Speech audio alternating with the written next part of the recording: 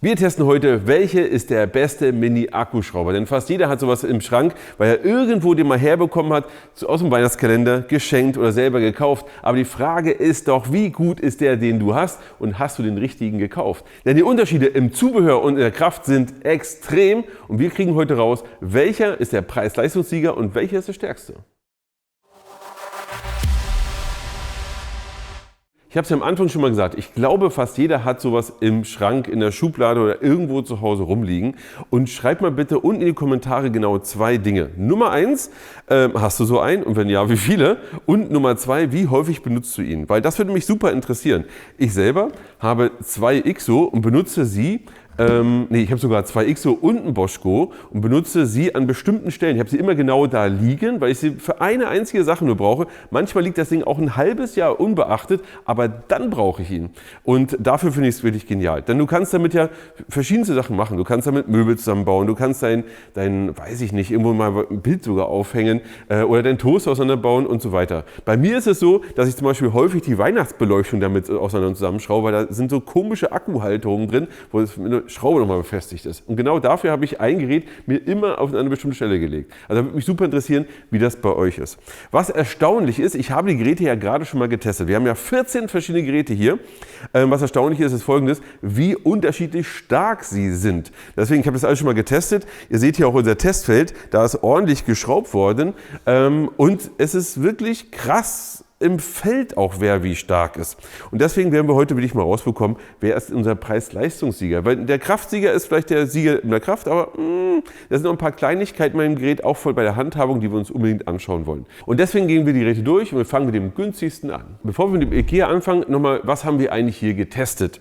Wir nehmen herkömmliche Schrauben und wir haben hier weiches Holz und schauen einfach, wie gut kann er das hier reinschrauben. Und da ist es so, dass wir hier anfangen von kleinen 3 mm bis 6 mm, also 3, 3,5, 4, 4,5, 5 und 6. Und wir haben alles ausprobiert und gerade auch beim 6er, ist es so, dass wir schon einen amtlichen Durchmesser haben, weil die Zahl definiert ja einfach den Durchmesser der Schraube. Ja? Und je größer die Schraube ist, umso mehr Kraft muss der Akkuschrauber ja einsetzen, um das Ganze reinzuschrauben. So, und so simpel ist das ganz einfach. Und wenn wir jetzt sagen, okay, wir schauen, was ist die größtmögliche Schraube, wissen wir einfach, welche Kraft hat das Gerät.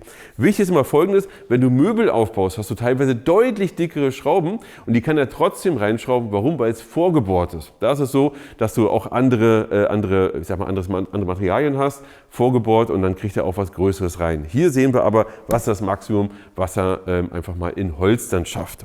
So, und jetzt kommen wir mal hier zu unserem Schrauber, zu unserem IKEA. Erst einmal Zubehör, ja, das ist unser Zubehör. Wir haben hier Blatt Nummer 1, Blatt Nummer 2. Im Grunde könnte man sich das auch noch sparen. Wer liest sich das durch, ja? Und wir haben hier Folgendes, wir haben kein Ladegerät, kein gar nichts, auch kein Kabel. Wir haben hier unten USB-C dran, du wirst irgendein USB-C-Kabel zu Hause haben, reinstecken, lädt er dann auf und das war's. Aufladen dauert eine ganze Weile, bei den Geräten allgemein, aber darauf kommt es ja in der Regel auch nicht an, weil ihr wahrscheinlich, wobei, wenn der leer ist und jetzt sage, jetzt will ich meinen Schrank aufbauen, dann ist doof, ja, weil dann war das auch eine Weile. So, bei dem Gerät hier selbst ist es so, dass du hier vorne einen magnetischen Bithalter hast. Da kommen wir auch bei vielen anderen Geräten noch dazu, weil wenn du so etwas hast, hast du ein Problem, denn wir probieren es hier mal aus. Ja, wir setzen es hier einfach mal an.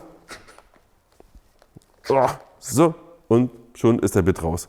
Und das ist ganz häufig so, dass du den Bit dann eben jedes Mal aus der Schraube rausziehen musst, wieder reintun musst, finde ich lästig. Was du übrigens hast, hier oben hast du einen Bithalter, ja, das ist eigentlich ganz nett, kann man auch mal eine Schraube festmachen, wenn sie magnetisch ist. Okay, ja, kann man machen. Dann haben wir hier Trigger, rechts, links, ja, Rechtslauf, Linkslauf, hier hast du den Auslöser und das war's. Was ich ganz lustig finde, ist, wir haben hier so eine Mini-Lampe, ja, eine Mini-LED, die das Ganze beleuchten soll. Ja, ist okay, kommt irgendwie ein bisschen Licht raus. Was ich aber wirklich merkwürdig finde, ist, wir haben hier unten eine Akkuanzeige. Okay, schön, dass sie da ist, aber warum nicht hier oben drauf? Dann würde ich ja sehen, wie voll er noch ist. Weil hier unten übersieht man das eigentlich. Selbst ich habe es bei dem Gerät hier erst im letzten Moment gesehen, bevor wir eben angefangen haben, dass es überhaupt so eine Anzeige hat. Was wir übrigens sehen, ist das Thema Kraft. Wir haben das Ganze ausprobiert und wir haben hier 4,5 mal 50, also eine 4,5er Schraube, hat er gerade so mit ein bisschen quetschend dann hingekriegt. Bei einer 4er Schraube fühlt er sich schon wohl. Was für den Preis von 12 € echt beachtlich ist. Kommen wir jetzt zu Parkseiten und einem echt kuriosen Gerät. Weil eigentlich möchte man das gut finden oder auch irgendwie schlecht finden und irgendwo ist dann doch dazwischen. Warum?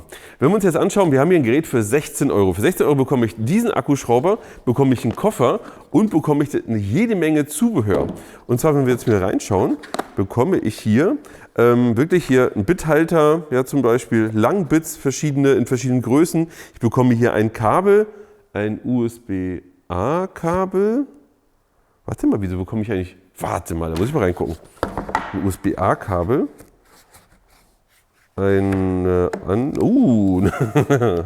Das ist ein sehr komplizierter Akkuschrauber, denn ja, wir haben ein ordentliches Handbuch hier. Okay, deswegen ist es auch so hoch, ja. Also eigentlich könnten wir es halb so hoch bauen ohne die Anleitung. Aber es ist ja Pflicht, eine Anleitung beizulegen. Aber witzig finde ich jetzt aber Folgendes, wenn man sich das anschaut. Wir haben also an dem Gerät hier USB-C, aber das Netzteil muss USB-A sein. Na, ich hoffe, sowas hast du noch zu Hause. Sei es drum. Nee, was ich merkwürdig finde, ist Folgendes. Das Gerät hier ist der schwächste im Test. Wir haben hier eine 3,5er Schraube, also die kleinste Schraube, die irgendeiner geschafft hat. Das schafft jeder und der schafft keine größere. Also eine 4er Schraube schafft er nicht und eine 3,5er schafft er dann gerade so. Man muss hier sagen, was merkwürdig ist, für 16 Euro haben wir ganz, ganz, ganz viel mehr als bei Ikea, aber es ist halt viel schwächer. Was wir mehr haben, ist Folgendes. Wir können jetzt zum Beispiel das Drehmoment einstellen. Hier von sehr schwach auf etwas stärker. Jetzt muss man aber sagen, das Ding ist so schwach, wozu kann man überhaupt das Drehmoment einstellen? Sei es drum. Was wir hier auch nicht haben, wir haben kein Licht, kein gar nichts. Ja? Wir haben hier hinten eine Akkuanzeige, ich weiß nicht, ob es irgendwann rot wird, vermute ich mal. Wir haben vorwärts, rückwärts und jetzt können wir hier mit starten, was ich aber richtig gut finde. Ja? Ich finde es auch gut, dass wir so viel Zubehör haben, auch wenn wir gleich dazu kommen, dass das keinen Sinn macht. Was ich aber richtig gut finde, ist Folgendes. Wir können das Gerät jetzt einschalten im Vorwärtslauf. Moment. Und jetzt können wir Folgendes machen. Ich muss hier nicht drauf drücken, sondern ich kann ihn fest in die Hand nehmen und kann jetzt drücken. Ja, Max, nee, Max, oh, was ist denn hier los? Warum geht der nicht mehr? Oh. Okay. Gerade so schafft das aber. Oh. Ihr seht hier wieder jedes Mal, dass sie mit rausnehmen und so, das ist echt lästig. Also seht, auch das schafft er gerade nur so. Wenn wir jetzt bedenken, er schafft das gerade so, ja, das ist ein kleiner Torx 15-Bit, glaube ich hier. Wir haben hier aber auch einen riesigen Torx mit dabei und richtig große Schraubendurchmesser hier. Wozu? Also das schafft er sowieso nicht. Also um das reinzustecken, okay, da kann er auf freier Luft drehen, aber in irgendein Material eigentlich nicht. Also ich wüsste kaum wozu. Das ist ein bisschen merkwürdig. Nichtsdestotrotz ist das aber ein Gerät, was zum Möbelaufbau grundsätzlich funktioniert. Und wenn wir jetzt hier mal weiterschauen, wir haben hier einen klassischen Ikea-Schrank, ja? Also so ein typisches, was man so kennt. Und da haben wir diese Schrauben, jetzt kommen wir jetzt genau zu dem Punkt, wo ich sage, es ist ja vorgebohrt. Ja? Wenn wir diese Schraube uns angucken, die ist ja riesig, ja? Viel größer als das, was wir vorhin hatten. Aber wenn wir jetzt hier unsere Schraube nehmen, das hier ansetzen, seht ihr, das funktioniert. So, und das war's. Also hier seht ihr, grundsätzlich ist das zum Möbelaufbau geeignet, aber ob das alles so in Summe Sinn macht, weiß ich auch nicht. Für 4 Euro mehr bekommst du jetzt den nächsten von Parkside mit einer anderen Bauform. Ich persönlich sage dir jetzt schon, die Bauform ist mir viel lieber, weil es einfach besser in der Hand liegt. Ich habe da ein bisschen mehr Kraft drin, finde ich zumindest. Ja. Übrigens den davor kannst du auch gut als Schrauber nehmen, wenn er nicht an ist. Das heißt, du kannst einfach ansetzen und kannst einfach mit der Hand schrauben. Das würde auch funktionieren. Das ist hier jetzt ein bisschen blöd von der Handhabung. Ja. Wenn wir uns das Ganze jetzt anschauen, haben wir hier deutlich mehr Kraft, denn er schafft nicht nur eine 3,5, sondern sogar schon eine 4er Schraube. Also ist auch sehr schwach. Was wir auch sehen, hier neues Handtäschchen bekommen wir dazu, wo wir aber auch, ich muss immer sagen, für 20 Euro bekommst du schon auch hier eine Menge Zubehör. Ja? Ganz viele Bits bekommst du dazu, einen Bithalter und so weiter. Ich glaube, das hier ist sehr wohl bedacht, dass das dabei ist, weil wahrscheinlich... was ist denn hier noch drunter? Wir haben auch die Anleitung hier drunter. Nein, das ist keine Schlange, das ist die Anleitung. Wartet mal, den Spaß mache ich jetzt mal. So, welche Sprache wollen wir denn haben? Wir wollen bitte wechseln. Oh, hier ist sogar Deutsch dabei. So, und dann hast du das und dann hast du deine Anleitung. Also es ist auf jeden Fall für wahrscheinlich sehr viele Länder auf dieser Welt gedacht. Und hier kannst du, aber ganz ehrlich, das ist fair. Ja? Da kannst du genau lesen. Er hat hier zum Beispiel 78,2% von Dingen. So, okay. Ich persönlich würde aber die Anleitung wirklich rausnehmen, weil wenn du das hier so hast, hast du ein Problem, nicht das Ladekabel passt nirgendwo hin, sodass du sagen kannst, okay, ich nehme das, pack das hier unten drunter, pack das hier hin, dann hier hin und dann, ganz ehrlich, ist das doch irgendwie auch süß wegzupacken, oder? So. Habe ich mal ein kleines, jetzt überleg mal, da kannst du auch hier mal richtig foppen, ja. Wenn dich einer bittet, kannst du mal bei mir zu Hause meine Schrankwand abbauen oder mir, weiß ich nicht, meinen Reifen wechseln. Da kommst du hin und sagst, Mensch Thomas, ich habe schon Werkzeug mitgebracht. Ich glaube, das wird für einen guten Lacher sorgen. Und das ist vielleicht auch schon ein 20er wert, ja, dann kannst du Thomas das auch mitgeben. Aber das Gerät selber hat hier an sich, am Gerät selber gibt es keine Besonderheiten, außer einfach nur, dass wir hier, Moment, so, wir haben hier unten 2 Leuchten und wir haben einen Trigger. Was uns aufgefallen ist, beim Laden gibt er einen relativ hohen Fiebton von sich. Ja, aber wie oft lebt man sowas schon? Du sagst hier, für 20 möchte ich keinen Koffer haben, ich möchte nichts dabei haben, sondern alles in einem Gerät. Das ist dein Gerät. Auch wieder vom Parkside hier das Gerät. Und hier haben wir einige Besonderheiten. Wir fangen aber erstmal bei der Kraft an hier. Denn hier war es so, dass er auch nicht viel Kraft hat. Er schafft auch nur eine 4er Schraube, bei 4,5 keine Chance. Er hat also wirklich sehr, sehr wenig Kraft. Zubehör bekommen wir hier, das hier. Solltest du jemand sein, der das hier benutzt, schreib es mir bitte gerne in die Kommentare, weil das hast du so hier am Gürtel, da kannst du immer rausziehen. Hallo! Denn das hast du. Dann hast du dazu nochmal ein Ladekabel und nochmal ein paar andere Bits und einen Bithalter. Ja, das gehört alles dazu. Das war natürlich die Anleitung, ja, war ja schon Thema. Aber was ich genial finde, wirklich cool, ist das hier. Denn hier haben wir eine Bitgarage. Hier können wir einfach, ja, jetzt haben wir kein Bit hier. Und jetzt können wir aber nach vorne ziehen, in der Bitgarage ein bisschen drehen. Und zack, haben wir hier den Bit. Jetzt haben wir zum Beispiel hier einen normalen Kreuzbit. Jetzt möchte ich aber haben einen Schlitz. Habe ich das hier drin? Nee, aber hier habe ich ein PZ, anderen Bit. Oder ich gehe jetzt hier, hier habe ich Schlitz, zack, habe ich einen anderen Bit. Also das, einfach hier, nee, ich brauche eine andere Größe, hier nehme ich den und dann das. Das ist eigentlich schon ziemlich cool. Wenn es auf die Kraft nicht ankommt, dann würde ich auf jeden Fall eher den nehmen als den davor, weil hier habe ich natürlich ein bisschen alles kompakt schön dabei und ich brauche im Zweifel genau nur dieses Gerät immer dabei haben und kann meine Standardprobleme lösen. Du kannst natürlich Folgendes machen, du kannst hier auch den Bit rausnehmen, ganz logisch, und kannst hier alle Bits, die hier drin sind, auch ersetzen. Du kannst also hier zum Beispiel kein Torx drin, kannst auch Torx-Bits reinmachen, musst gucken, ob sie passen. Wir hatten ein kleines Problem mit 1, 2, aber ich glaube, im Wesentlichen wird das schon gut funktionieren und dann ist gut. Ja? Eigentlich eine coole Sache, aber halt auch wenig Kraft. Willkommen im Jahr 2010. Wir haben hier eigentlich ein ganz hübsches Design, aber wir haben hier ein ganz normales USB-Kabel. Das ist übrigens das Zubehör. Wir haben hier also ein Mini-Netzteil. Da haben wir USB-A dran und hier unten haben wir noch so einen Mini-USB-Stecker. Also sowas, was eigentlich kaum noch gibt. Aber ja, hier, deswegen sage ich, willkommen im Jahr 2010, gibt es noch altes Zeitalter, alles unter USB-C. Oh, wer mag das schon noch? Das Gerät hat auch nicht viel Kraft. Wir haben hier auch nur eine 4er Schraube reinbekommen und das war es auch schon. Wir haben hier zwar ein etwas größeres Licht, aber es ist auch nicht heller als alles andere, auch Rechts-Links-Lauf und das war es auch schon. Ich habe euch ja gesagt, wir wollen heute den Preis-Leistungssieger rausbekommen und ich habe das Gefühl, der könnte sich da schon so ein bisschen anbieten, denn wir haben hier einen Preis bei Flex von 33 €. Und wir haben hier eins der stärksten, wenn nicht sogar fast das stärkste Gerät im Test. Denn wir haben hier Folgendes. Erst einmal, wir gucken uns das Gerät mal ein bisschen genauer an.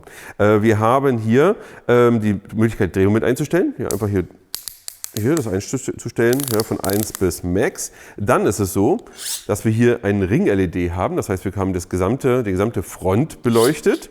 Dann haben wir hier mitgeliefert auch ein Kabel, ja, um es laden zu können. Wir haben hier einen USB-C-Anschluss und dann haben wir dazu ein hübsches Täschchen. Ja, eine Anleitung, 2 Bits, ja, brauchst du eigentlich nicht und nochmal eine Handschlaufe. Ja, aber ganz wichtig, im Grunde kannst du das hier alles wegtun, weil du hast irgendwo ein USB-C-Ladegerät, zack, wie ein Handy und dann wird er aufgeladen und das war's. Wenn wir uns das anschauen, ist der wirklich irre stark. Und ich zeige es euch auch nochmal. Wir haben hier eine 5er Schraube. Und wir haben hier 2 Bits, ja, brauchst du eigentlich nicht und nochmal eine Handschlaufe. Ja, aber ganz wichtig, im Grunde kannst du das hier alles wegtun, weil du hast irgendwo ein USB-C-Ladegerät, zack, wie ein Handy und dann wird er aufgeladen und das war's. Wenn wir uns das anschauen, ist der wirklich irre stark. Und ich zeige es euch auch nochmal. Wir haben hier Und das Ganze kann er wunderbar reinschrauben, ja, beziehungsweise ich zeige euch das jetzt mal im Bild schon mal, wie gut er das kann, während das hier läuft. Nämlich, wir haben hier einen Bithalter. Wir haben einen richtigen Halter, um den Bit festzuhalten. Du musst hier nach oben ziehen, da kannst du den Bit rausholen oder wir so und dann wird er wirklich gehalten. Das ist wunderschön und bitte gib die 13 € mehr aus im Vergleich zu den Geräten davor, weil das hier macht richtig Sinn, richtig Spaß. Aber wir haben ein Problem, nämlich wir haben hier keine Druckauslösung. Du siehst hier, wenn ich hier drauf drücke, das funktioniert nicht, sondern ich muss hier drauf drücken. Und wenn wir jetzt eine Schraube anziehen, jetzt nehmen wir mal zum Beispiel hier so eine 5er Schraube und ich löse sie, dann muss ich eigentlich immer folgendermaßen vorgeben, ich muss ihn festhalten und dann hier drauf drücken. Funktioniert, das ist überhaupt gar kein Thema. Wenn wir jetzt aber die Schraube nehmen und ich möchte jetzt hier so reinschrauben, dann haben wir jetzt hier folgendes Problem, dass sich das hier immer mehr wegdreht. Und wenn ich jetzt nochmal nachziehe, dann ist es so, dass ihr habt eben gesehen, dass es gerade so noch für mich noch haltbar war, aber ich habe keinen richtigen Druck, weil nur diese Finger behalten das fest. Ich muss hier heraufdrücken, um diesen Trigger zu drücken. Und der hat richtig Kraft. Das heißt, er möchte eigentlich immer so ein bisschen aus meiner Hand raus. Wenn du den benutzt, was ein gutes Gerät ist, ist es sinnvoll, wirklich den mit einer Hand festzuhalten, mit der anderen Hand dann zu arbeiten. Und dann macht er schon richtig Spaß und richtig Bums. Stahl statt Schokolade, das ist jetzt hier das Motto von KS Tools. Denn hier in diesem Weihnachtskalender gibt es diesen kleinen Mini-Akkuschrauber. Übrigens, diesen Weihnachtskalender gibt es immer noch zu kaufen, ja, haben wir bei uns im Shop. Wenn du also sagst, du möchtest jemandem das Ganze schenken, sowohl vielleicht im Jahr als auch zu Weihnachten, gibt es halt immer noch. So, dann haben wir hier Folgendes. Für ein kleines bisschen höheren Preis haben wir genau den hier. Wir haben hier übrigens eine schöne Farbe. Ja? Ich muss sagen, das Grün mag ich schon echt gern. Ansonsten ein sehr klassisches Gerät. Wir haben hier vorne auch magnetische Halter, also keine Möglichkeit, den Bit festzuhalten. Wir haben das Ganze hier nach vorne, nach hinten. Wir können das Drehmoment hier aber digital entschalten, indem wir hier auf die Schraube drauf drücken und sagen, okay, nur ein bisschen mehr oder halt noch ein bisschen mehr. Wir haben hier eine Doppel-LED und von der Kraft her ist es eher überschaubar. Wir haben hier auch nur die Möglichkeit, bis zu einer 4er Schraube das Ganze reinzudrehen. Was wir aber dabei haben, ist ein Koffer, den ich wirklich mal eigentlich ganz schön finde. Wir haben hier einen einfachen Koffer, wo alles da ist, wo es hingehört. Nicht nochmal Stücke Kunststoff oben drüber und Tüdel und Kram. Wir haben übrigens auch ein Kabel mit dabei. Wir können das Gerät hier rein tun. Das ist schön klein und kompakt und können es so entsprechend mitnehmen. Ich finde es eigentlich ganz cool, wenn er auch ein bisschen mehr Kraft haben könnte. Ich muss ja sagen, der kleine Einhalt davor war ein bisschen eine Enttäuschung. Den hier finde ich ein bisschen besser. Der kostet zwar 37 €, also ein bisschen mehr, aber hier wird auch mehr geboten. Fangen wir mal erstmal aber vorne an. Wir haben hier eine schöne Metallverpackung. Aber das Wort schön sollten wir streichen. Das ist eigentlich eine Keksdose. Ja, ihr kennt das eigentlich. Ja, wunderschön. Aber wenn wir jetzt hier reingucken, das finde ich doof. Das finde ich einfach doof. Weil wozu habe ich jetzt hier diese ganze Verpackung hier in der Keksdose, wenn ich am Ende eigentlich nur das hier brauche? Und dann ist es doch wirklich so, dass diese riesige Keksdose irgendwo rumfliegt und dann fehlt mir genau das hier, nämlich das Ganze ist mit dem Propyrethen Anschluss versehen. Also sowas hat man schon vielleicht mal im Haus, aber wenn das hier weg ist, hast du ein Problem. USB-C wäre schon eine schönere Sache, ja? Einfach hier ranstecken und laden, ist alles dabei, okay, aber ihr wisst, was ich meine, ja? Und hier das hier einfach in der Keksdose nur noch so drin, dann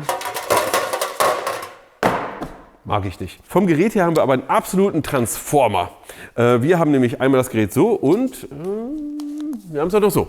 Ja, wir können das nämlich umbauen. Wir haben nämlich einen Knopf oben drauf. Wir können jetzt wirklich so benutzen, so in der Stabform. Wir können aber hier oben den Knopf drücken, zack, und dann ist er umgebaut und haben wir diese Form. Je nachdem, welche du gerade besser findest. Oder wenn es mal wirklich eng ist an irgendeiner Stelle, wo du sagst, da kommst du nur so ran, dann kannst du es auch so benutzen. Finde ich eigentlich gar nicht so schlecht. Wir haben hier eine Batterieanzeige, wo wir aber das nicht so sehen, sondern das ist ein ganz kleiner Knopf, da müssen wir drauf drücken und sehen auch, wie voll der Akku ist. Was man sagen muss, was enorm ist, wir haben hier 2 LEDs und ich habe das Gefühl, ich glaube, ihr seht das auch, die sind richtig hell. Also das ist schon so, uiuiui. Also die werden das Arbeitsfeld schon ordentlich beleuchten. Was wir auch haben, ist, wir haben hier einen Bithalter. Das heißt, wenn wir jetzt ein Bit nehmen, hier reinstecken, ja, dann hält er wirklich auch fest. Finde ich richtig cool. Wir haben hier Drehmomenteinstellungen, wie stark soll er denn sein? Haben wir das? So. Wir haben hier Drehmomenteinstellungen, seht ihr hier. Ach so, war ja andere Seite, logisch. Das wird ein bisschen So rum ist es sinnvoller. Denn hier seht ihr jetzt wirklich die Drehmomentstufe. Könnt ihr einfach das Ganze einstellen. Ja, funktioniert richtig cool. Wunderbar. Was wir oben auch haben, ist ein Bithalter. Wir können den Bit hier entweder so drauf tun oder hier drauf stellen. Und der ist auch wirklich stark. Also ich muss sagen, das finde ich schon richtig cool gelöst. Aber am Ende des Tages ist es auch das Thema Kraft. Und hier ist er wirklich wieder relativ schwach mit nur einer 4er Schraube. Und da hätte ihm ein bisschen mehr Kraft wirklich gut getan. Wir hatten ja eben schon einen Transformer, hier ist auch ein Transformer, denn wir haben hier den IXO der 7. Generation. Für den bekommt man ja gefühlt alles. Da bekommst du, weiß ich nicht, einen Schneeflugaufsatz, nee, das ist Quatsch, aber ich glaube vom Grillanzünder bzw. Grillluftzufächerer bis zum Quill, bis zum, ich weiß es nicht. Also zum Beispiel auch, ich glaube, ein Salzstreuer, Pfeffermühle oder irgendwas bekommt man. Das kannst du alles für dieses Gerät hier, für den IXO mit dazu kaufen. Gibt es übrigens auch für den kleinen Parkset oder gab es zumindest. Also da ist das auch zum Beispiel möglich. Ich blende hier nochmal ein, welches Gerät ich meine. Erstaunlich ist Folgendes. Das Gerät hier sieht aus und hört sich auch an wie etwas, was gar nichts kann. Hör dir das mal an hier. Du denkst schon, ja, was soll denn das? Aber weit gefehlt. Für das Gerät hier, für das du nur 44 € ausgibst, und glaub mir, das sind richtig gut investierte 44 €, hast du das stärkste Gerät oder eines der stärksten Geräte hier im Test. Denn wir haben hier Folgendes, wir können die 5er Schraube ohne Probleme versenken und selbst die 6er Schraube können wir noch zur Hälfte versenken. Das heißt, wir haben hier richtig, richtig viel Kraft. Und das Schöne ist, die Kraft ist hier auch, es liegt gut in der Hand. Du kannst die Kraft übrigens nicht einstellen. Ja? Also Drehmomenteinstellung hat er nicht. Ja? Licht haben wir hier auch sehr, sehr hell. Einstellungsmöglichkeiten gibt es nicht. Kannst du irgendwas machen? Nö. Brauchst du aber auch nicht, finde ich, bei dem Ganzen. Du hast hier auch nicht die Möglichkeit zu drücken und dann läuft hier irgendwas, hast du alles nicht. Aber das Gerät hier hat einen so geringen Akkuverbrauch, ich lade das gefühlt einmal alle 3 Jahre und arbeite damit regelmäßig, also jetzt nicht jeden Tag, ja, aber immer mal da eine Schraube, mal hier und da, und das hält halt wirklich lang. Wie lädst du das? Leider noch mit so einem alten Mini-USB, Micro-USB-Ding auf A. Da wirst du irgendwo was zu Hause haben, Ladegerät. Und ich habe hier übrigens einen schönen Koffer dabei, ja, also schöne Tasche, Sie weiß, was ich meine, eine schöne Verpackung. Die finde ich eigentlich gar nicht so schlecht, kann man hier reinlegen. Hier hat man ein paar Bits mit dabei, ja, und kann dann loslegen. Hier oben ist übrigens auch nochmal eine kleine Hilfe, was es alles noch dazu gibt. Soll ich mal ein Video dazu machen, was es alles für Aufsätze gibt? Schreibt mal das unten in die Kommentare. Ich kann dir nur eine Sache sagen, das Gerät ist völlig unterschätzt, glaube ich. Ja, das macht richtig Spaß. Kommen wir zu HZ, 1 € mehr, aber wieder die andere Bauform. Hier für 45 € bekommst du ein Gerät, was im Competition schon recht ähnlich ist, aber wir haben hier eine Präzisionskupplung. Das heißt, wenn wir schrauben an der richtigen Stelle, hört er dann auf. Also wenn er das maximale Drehmoment erreicht hat, anstatt irgendwie noch was zu ziehen, durchzurattern oder so, ist einfach dann entsprechend Ende. Finde ich aber bei der Kraft auch nicht so, ja, so wirklich wichtig. Was wir hier haben ist Vorwärtslauf, Rückwärtslauf, auch so wie bei der Competition. Beim Competition können wir jetzt hier dann die Kraft noch einstellen, die du haben willst. Hinten USB-C, im Zubehör bekommst du auch ein Kabel und eine Anleitung. Und das war's auch. Und ich muss sagen, mit 4,5 oder beziehungsweise für den Preis nur eine 4er Schraube, war es ja sogar nur, finde ich ein bisschen schade. Jetzt wird's wild, denn jetzt haben wir quasi schon fast einen richtigen Akkuschrauber. Denn wir haben erstmal das Gerät an sich, aber wir können ihn enorm erweitern. Wir haben hier für 50 € ein Gerät, wo wir wirklich hier eine schöne Verpackung haben, also wirklich eine schöne Verpackung haben. Ich muss sagen, von allen, die wir bis jetzt hier hatten, ist das mit Abstand die beste Verpackung. Können wir aufmachen. Hier drin haben wir erstmal den Schrauber an sich drin, haben hier noch ein paar Bits dabei und wir haben hier unten den Akku auch drin, denn wir können den Akku austauschen. Ich glaube, wenn ich mich richtig erinnere, ist das das einzige Gerät, was das kann. Denn wir können jetzt Folgendes machen, wir hier unten einfach aufdrehen und können jetzt den Akku rausnehmen. Im Lieferumfang ist ein Akku, der kostet aber irgendwie 10, 15 €. Dann habt ihr 2 und könnt dauerhaft arbeiten, wenn ihr länger arbeiten wollt. Hier ist einfach ein USB-Anschluss dran, einfach USB-Kabel dran, irgendwo hinlegen, aufladen, einen anderen Akku reinstecken und Freude. Finde ich schon ziemlich genial. Was ihr aber auch dazu bekommt, ist Folgendes. Ihr bekommt hier Wechselaufsätze. Das heißt also, wir können jetzt hier das hier vorne einfach abnehmen. Ja? Wir haben hier vorne einfach so ein Gumminupsi dran, sage ich jetzt mal. Den nehmen wir ab. Wir können auch dauerhaft ohne arbeiten. Und jetzt haben wir hier Folgendes. Wir haben hier Wechselaufsatz Nummer 1 und zwar einen Exzenteraufsatz, sodass wir deutlich enger an einer Kante oder irgendwo in der Schublade schrauben können. Und das können wir einfach hier zack aufsetzen. Dann können wir hier vorne arbeiten. Wir können das aber auch nehmen, können es aber auch einfach zum Beispiel daran ran tun oder zum Beispiel auch jetzt hier nach unten. Ja, das ist alles möglich und das finde ich schon ziemlich genial, dass man das überall hinsetzen kann, wie man will. Das ist jetzt nicht so, dass man hier jetzt 100 Newtonmeter draufsetzen kann, aber für die Kraft, die er hat, reicht es völlig aus. Und das finde ich schon richtig cool. Für 50 € bekommst du hier einfach so einen Wechselaufsatz-Akkuschrauber. Boah, heftig. Zusätzlich können wir auch das hier raufsetzen, können wir hier einfach hier dran tun und dann können wir zum Beispiel nach oben oder nach unten schrauben. Das heißt also, wenn wir irgendwo eine Stelle haben, wo wir eben nicht hier dazwischen kommen, sondern einfach hier ran, dann haben wir die Möglichkeit, da trotzdem schrauben zu können. Und dadurch ist der Klein natürlich enorm vielseitig einsetzbar, weil wir davor aber schon ein paar Mal über andere Details gesprochen haben. Lass uns mal das Gerät an sich anschauen. Wir haben hier nichts dran, aber auch wirklich gar nichts. Ja? Also wirklich nur Vorwärtslauf, Rückwärtslauf, das war's. Rückwärtslauf haben wir auch. Hier unten eine ganz kleine Akkuanzeige und mehr ist nicht dran. Was wir auch nicht haben, wir haben keinen Bithalter im eigentlichen Sinne. Wir haben nicht mal einen magnetischen Bithalter, sondern der Bit wird einfach durch etwas gute Passform jetzt hier recht gut drin gehalten. Eigentlich sogar besser als die mit dem Magnethalter, muss man schon ehrlicherweise sagen. Aber mehr ist es eigentlich nicht. Lass uns mal über die Kraft sprechen. Er schafft eine 4,5er Schraube ohne Probleme, aber auch keine 5er, aber das ist schon im soliden Mittelfeld. Wenn wir jetzt mal ganz ehrlich uns das anschauen, ist es so, wir haben hier für 50 € schon einen echt genialen Packen mit allem drum und dran, der super, super viel kann. Also, der ist schon Anwärter auf unseren Preis-Leistungssieger. Es ist jetzt auch wirklich nicht so einfach, denn für 4 € mehr bekommst du dieses Gerät. Und übrigens eine Sache nochmal vorweg. Wenn du alle technischen Daten auf einen Blick haben möchtest, ist gar kein Problem. Schau einfach bei uns auf die Seite, da findest du die große Vergleichstabelle. Da haben wir nochmal jedes einzelne Gerät mit jedem Newtonmeter und sonst irgendwas, auch mit unserem Testergebnis, dass du das nochmal über den Blick hast. Und dort kannst du dann Folgendes machen. Da kannst du abstimmen, was ist dein Liebling. Und bitte, bitte, bitte, mach das.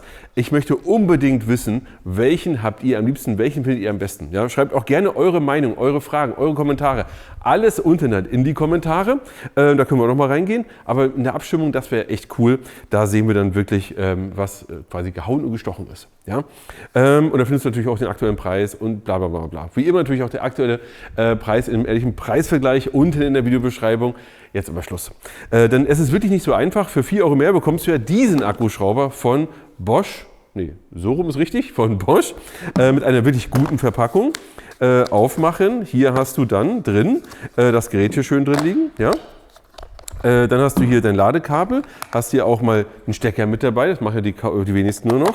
Hast hier dann noch jede Menge Bits mit dabei. Übrigens, wenn du sagst, ach, den ganzen Quatsch brauche ich gar nicht, nur das Gerät an sich sehr pur, kriegst du es auch noch für 10 € weniger. Denn jetzt kommt eine Sache, die wirklich der pure Hammer ist. Das ist das einzige, wenn nicht sogar fast das stärkste Gerät. Wir können hier ohne Probleme eine 5er Schraube reinwemsen und auch die 6er Schraube geht fast nochmal, also über die Hälfte rein. Und das ist wirklich so ein kleines, kompaktes Gerät, was das schafft. Das finde ich echt krass. Aber die Bedienung ist wichtig. Wir haben hier Folgendes. Wir haben hier hinten die Möglichkeit, das Drehmoment einzustellen.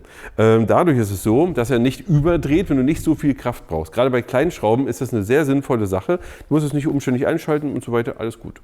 Und du hast hier auch eine Akkuanzeige. Moment. Ja, hier siehst du eigentlich, wie voll der Akku ist. Irgendwann wird es leuchten, dass wir sehen, wie voll der Akku ist. Aber wir haben hier den Vorwärts- und Rückwärtslauf. Und jetzt ist die Frage, wie bedienen wir das denn? Weil eigentlich, ich kann ja das jetzt gar nicht auslösen, ganz einfach über Druck. Und das ist die Frage, ob du es magst oder es nicht magst. Ich persönlich finde es nicht schlecht, weil ich kann das Gerät wirklich ordentlich fest in der Hand halten und kann jetzt brauche ich nur noch Druck ausüben und kann dann, also du siehst jetzt hier, ich drücke nichts, sondern ich drücke nur nach unten. Und dann geht das Gerät los. Ja, du siehst jetzt hier, er hört jetzt auch andauernd auf. Ja, wir sehen es hier auch, wir haben hier keinen, einfach nur eine Magnethalterung. Warum hat er immer wieder aufgehört? Ganz einfach, ich habe es auf das kleinste Drehmoment gestellt. Jetzt nehme ich mal das größte Drehmoment und dann siehst du, wie wir hier die 4,5er Schraube, und jetzt wirst du erstaunt sein, glaube ich. Wir gehen die Leiter noch weiter nach oben und zwar 1 €. Für 55 € gibt es genau so etwas. Wir haben von HZ jetzt eine andere Bauform, ja, und sehen auch hier eigentlich im Grunde genau das Gleiche. Wir sehen jetzt hier aber Folgendes. Schaut mal hier. Rückwärtsgang. Wir sehen jetzt einfach, also dass er nach hinten zeigt. Vorwärtsgang, er zeigt nach vorne, schöne Sache. In der Mitte Akkuanzeige. Dann haben wir hier auch unsere 2 LEDs. Hier vorne den Antrieb. Wir haben hier nur eine Magnetkupplung, keine ich sag mal, richtige Kupplung, die es ordentlich festhält. Und das war's. Also mehr gibt es am Gerät nicht zu sagen. Von der Kraft her ist es so, dass er bei weitem nicht der stärkste ist. Er schafft die 4,5er, die schafft er okay, ja, da kommen wir rein, aber zu der 5er gar keine Chance, hat gar nicht funktioniert. Was gehört zum Lieferumfang? Wir haben hier einen also wirklich wertigen Gürtelclip, das muss man sagen. Ich kann das hier auch mal nach rechts und links nochmal befestigen, wenn das Verein ist. Wir haben ja auch ein paar Bits dabei, 4 Stück in der Zahl und wir haben auch ein Ladekabel. Jo, das war's auch schon. Kommen wir zum nächsten. 60 € Bosch Go 3. Und der vereint ganz viele Dinge, die ich gut finde, aber ist nicht der stärkste. Ja? Fangen wir mal vorne an. Erstmal, ich liebe diese Verpackung, weil sie ist schön klein. Wir haben wirklich Folgendes. Schaut mal hier, da sind die ganzen Bits drin. Genial. Dann machen wir auf und da ist jetzt der Schrauber drin. Ja, ist auch mega, oder? Ich finde das richtig, richtig gut. Ja? Also so, wie man das eigentlich haben möchte. Hier unten drunter ist übrigens auch noch ein Ladekabel, wenn du es brauchst. Ist ja über USB-C zu laden. Wirst du wahrscheinlich nie brauchen, weil du irgendein USB-C-Kabel nehmen kannst, aber ist eben mit dabei. So, also super kleine Verpackung. Das Gerät an sich hat hier Folgendes. Wir haben die Möglichkeit, das über den Trigger zu starten. Das heißt also, wenn wir Folgendes machen, wir gehen mal erstmal hier rein. Wir haben erstmal einen Bithalter, ja, also schön Bithalter. Dann können wir das Ganze starten, indem wir jetzt nur runterdrücken.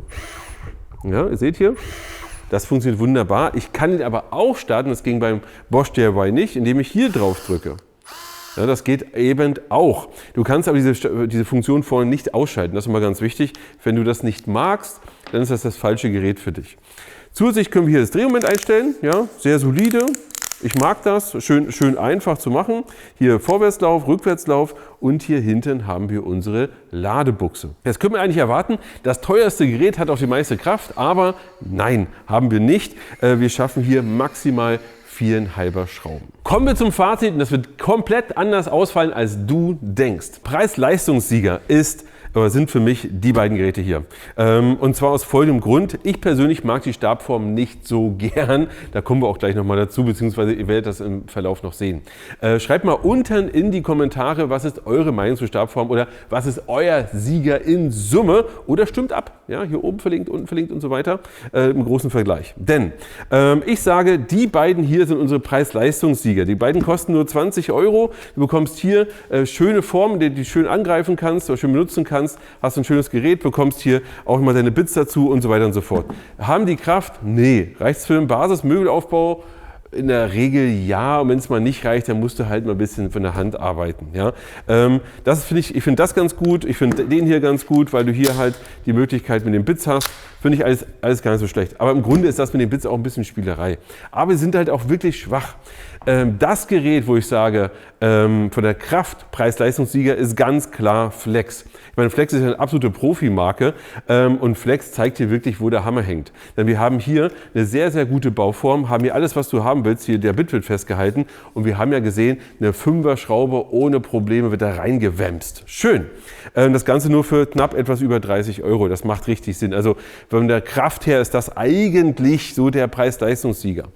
Der eigentliche Sieger für mich ist aber der Ixo. Der kostet zwar nochmal knapp 10, 11 € mehr, aber der Ixo hat gefühlt noch mehr Leistungsreserven, auch wenn er erstmal dasselbe schafft wie der Flex. Aber du kannst ihn sehr gut handeln, weil er hat keinen Schnickschnack dran hier und da. Du kannst einfach hier drauf drücken. Der macht einfach, was er will. Du kannst ihn sehr, sehr gut halten und du kannst noch verschiedene Aufsätze vorne dran tun. Finde ich richtig gut. Das Ganze aber für 40 € denn entsprechend dann schon. Jetzt ist aber der Punkt, wo ich sage, warte mal, macht das alles überhaupt Sinn? Und deswegen musst du für dich die Frage beantworten, macht das alles Sinn? Denn ich sage dir, ich würde, wenn ich noch keinen Akkuschrauber habe, würde das alles nicht kaufen, sondern ich würde sowas wie das hier kaufen. Wir haben hier von Bosch DIY einen Akkuschrauber, der kostet so, wie er hier ist, ohne Akku, kostet er zwischen 40 und 50 €. Der Ixo ja kostet ja auch zwischen 40 und 50 €. Und wenn wir jetzt mal die Basisausstattung anschauen, haben wir da einen Akku dabei, für 40, 50 € nicht, aber für den Preis ist es so, dass du aktuell, also jetzt gerade wo wir das Video drehen, gibt es eine Akkuaktion, da bekommst du zu dem Gerät einen Akku mit dazu. Wenn du aber sagst, okay, ich möchte einfach 2 Akkus haben und einen Lader, dann kriegst du den hier schon für 35 45 Euro. Und das ist natürlich eine ganz, 65 Euro, Entschuldigung, das ist natürlich eine ganz andere Hausnummer. Wir hatten ja das Thema, eine 6er Schraube hat keiner von denen reinbekommen. Ich zeige euch jetzt mal, was hier mit einer 6er Schraube passiert. Moment, machen wir es mal so. Ja, jetzt müssen wir aufhören. Ja, zum Glück. Also du siehst, der wämst die hier einfach rein. Wir könnten auch eine 8er-Schraube nehmen oder sonst irgendwas. Der hat richtig Kraft. Das ist ein richtiger Akkuschrauber, wo wir halt für dasselbe Geld eigentlich viel mehr bekommen. Das heißt, für mich sind diese kleinen hier so Spezialisten, wo du sagst, ja, das habe ich vielleicht mal in irgendeiner Schublade, um mal ab und zu was Kleines zu machen. Aber wenn das dein erstes Gerät ist, kauf bitte einen richtigen Akkuschrauber wie den hier. Auch den verlinken wir dir unten in der Videobeschreibung, weil das macht einfach mehr Spaß und du bist viel flexibler. Ich freue mich auf eure Meinung und in den Kommentaren. Solange ran ans Werkzeug und bis zum nächsten Mal.